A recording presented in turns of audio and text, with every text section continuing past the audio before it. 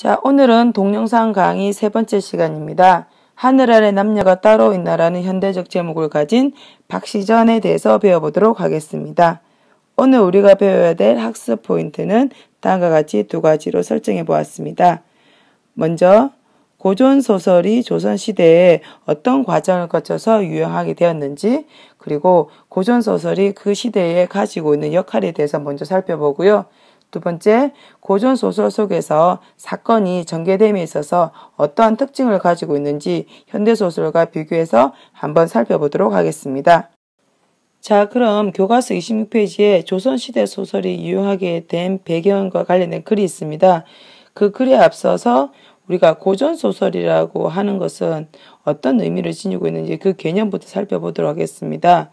고전소설이란 옛날 설화를 바탕으로 중국 소설의 영향을 받아 생겨난 일종의 산문문학이라고 볼 수 있습니다. 그 출발은 우리가 한문소설부터 시작을 하게 되는데요. 우리나라 최초의 한문소설은 금오신화라고 지난 시간에 배웠었습니다. 그 다음에 우리나라 최초의 한글 소설인 홍길동전이 나오게 되죠. 자, 교과서 보겠습니다. 조선 사회에서 소설은 오랫동안 금기시되거나 배척되어 왔습니다. 사실 조선 전기만 해도 소설에 대한 평가가 그리 부정적이는 않았습니다. 그러다가 임진왜란을 전후로 한 시기에 중국의 통속소설이 그 내용이 반윤리적이고 비사실적이며 음란하다는 이유로 지배계층 즉 사대부들로부터의 비난이 거세지면서 소설을 배관시하는 즉 무시하고 업신여기는 그런 문화가 폭넓게 형성되었습니다. 자, 그럼에도 불구하고 소설은 계속적으로 발달하게 되는데요. 그 가장 큰 원인은 임진왜란과 병자호란 등으로 인해서 신분제도가 서서히 변화되기 시작하고 그러한 과정에서 평민들의 자각의식이 성장을 하게 되는 거죠. 평민들의 자각의식의 성장은 즉 평민들이 그동안 억눌러졌던 것, 마음속에 품었던 것들을 밖으로 표현을 하게 되는 것입니다. 그래서 고전소설은 그 당시 독자들에게 있어서 억눌러졌던 감정, 즉 욕구의 해소와 두 번째, 감정이입을 통한 대리만족이라는 역할을 하게 되는 것입니다.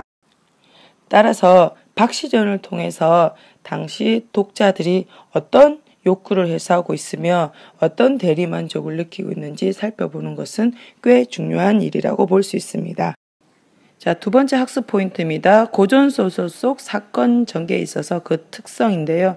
첫 번째, 우연성과 두 번째, 정기성을 둘 수 있습니다. 우연성은 고전소설 속에서 일어나는 사건들이 어떤 필연적인 인과관계, 즉 원인과 결과관계로 제시되는 것이 아니라 우연히 발생하는 경우가 많다라는 거죠. 예를 들어 갑자기 누군가가 나타나서 도움을 준다라든지 호련히 무언가 사라진다든지 이와 같은 것으로 해서 사건들 간의 긴장감을 다소 떨어뜨리는 경우가 많습니다. 오늘날 현대소설들은 이런 것들이 많이 극복이 되고 있는데 그래서 우연성의 반대는 우리가 개연성이라고 그럽니다. 개연성. 그럴 만한 관계를 맺는 것을 말하는 것이죠. 두 번째 정기성은 현실에서는 일어날 수 없는 즉 기이한 사건, 기자는 기이하다는 얘기거든요. 현실에 일어날 수 없는 기이한 사건, 즉 초현실적이고 실현 불가능한 사건들이 자주 발생하는 경우를 말합니다. 예를 들어 홍길동전에서는 길동이가 도수를 부린다라든지 박시전에서 보면 구름을 타고 달아다니는 모습 등이 우리는 정기성이라고 보실 수가 있는 거죠.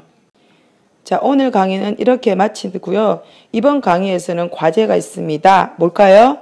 네, 박시전을 한번 읽어오면 좋겠습니다. 수업 시간에 다 읽기에는 그 내용이 다소 많으니까 여러분들에게 과제로 남기겠습니다. 여러분 꼭 읽어오세요. 그럼 다음 시간에 뵙겠습니다.